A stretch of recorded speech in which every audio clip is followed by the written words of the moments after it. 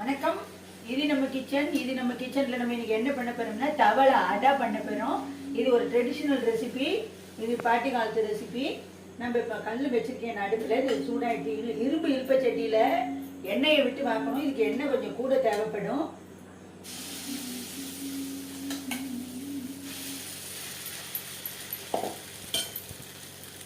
இதுமாரி பார்த்துட்டு மீடியம் ஃப்ளேமில் வைக்கணும், இல்லாட்டி கருகி போயிடும்.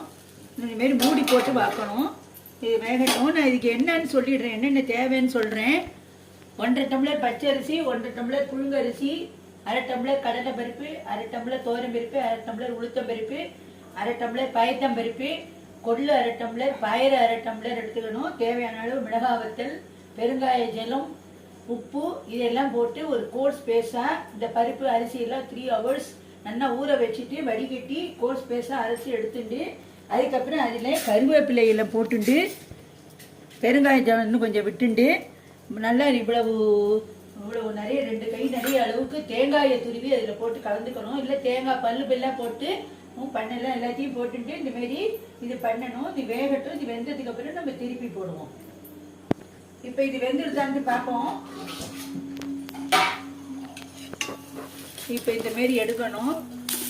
எடுத்துட்டு திருப்பி போட்டு இது நல்லா மொறுன்னு அரை அளவுக்கு வேக விடணும். இது வெந்த உடனே நான் உங்களுக்கு இது எப்படி வந்திருக்குங்கிறத காட்டுறேன்.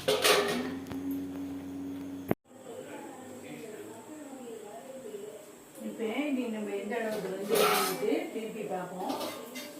இப்போ வெந்துட்டு இப்போ இதை திருப்பி போடணும்.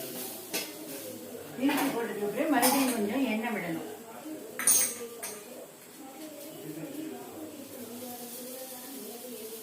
இதுக்கு கொஞ்சம் எண்ணெய் போடவே செலவழியும். கொஞ்சம் சிம்மில் வச்சுக்குவோம்.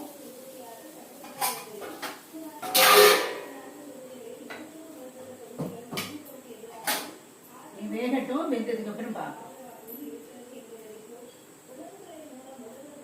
இப்போ இது வெந்துட்டான்னு பார்ப்போம். திருப்பி போட்டது வெந்துடுத்து. இது நம்ம எடுத்துடுவோம். அடுப்பு ஆஃப் பண்ணிடலாம். இது ரொம்ப டேஸ்ட்டாக இருக்கும். நல்ல டேஸ்டியான பாட்டி காலத்து ரெசிபி. நீங்களும் இதேமாரி செஞ்சு பாருங்க. நன்றி, வணக்கம்.